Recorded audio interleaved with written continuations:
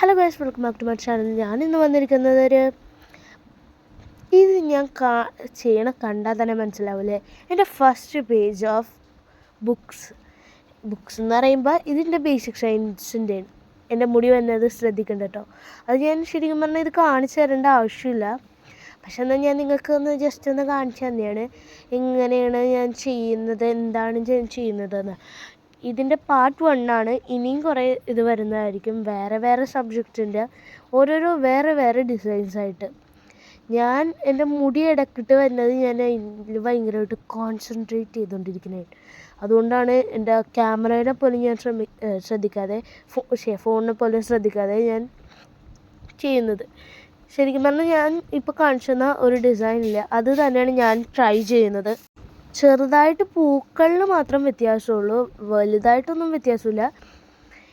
ഇതിൻ്റെ ഒരു full series പോലെ ആയിട്ടാണ് ഞാൻ വന്നിരിക്കുന്നത്. കുറേ ബുക്കുകളുണ്ടല്ലോ, എല്ലാ ഡിസൈൻസും ഞാൻ കാണിച്ചു തരാം നിങ്ങൾക്ക്. ഞാൻ നോക്കി വരക്കണമെങ്കിലും ആ വലിയ പൂ വരക്കണത് ശരിക്കും പറഞ്ഞാൽ അത് വേറെ ടൈപ്പ് പൂവാണ്. ഈ ഫോട്ടോയിൽ കാണിച്ചേക്കണ വേറെ പൂവും ഞാൻ വരക്കണത് വേറെ ഏതോ ഒരു പൂവും. ശരിക്കും നല്ല വ്യത്യാസമുണ്ട്. റോസാപ്പൂവാണ് ഞാൻ വരച്ച് വെച്ചേക്കണം, ഇതിൽ വേറെ ഏതോ ഒരു പൂവാണ് കാണിച്ചേക്കണം. ശരിക്കും പറഞ്ഞാൽ ഇത് നല്ല സിമ്പിളായിട്ടുള്ള ഡിസൈനാണ്. നിങ്ങളെല്ലാവരും ട്രൈ ചെയ്ത് നോക്കുക. എന്തായാലും ബാക്ക് ടു സ്കൂളല്ലേ, അപ്പോൾ കുറച്ച് ഡിസൈൻസൊക്കെ വരച്ച് നമുക്ക് സ്കൂളിൽ കൊണ്ടുപോയി കാണിക്കാൻ നല്ല രസമാണല്ലോ. ഷോഫും പട്ടിഷോ എല്ലാം കാണിക്കാം. അത് കാരണം എല്ലാവരും ട്രൈ ചെയ്ത് നോക്കുക. നല്ലൊരു ടൈപ്പ് ഡിസൈനാണ്, എനിക്ക് ഭയങ്കര ഇഷ്ടമായി. പൂക്കളെല്ലാം കൂടി വന്നപ്പോഴും ആ കളർ കോംബോയും ഇഷ്ടമായി.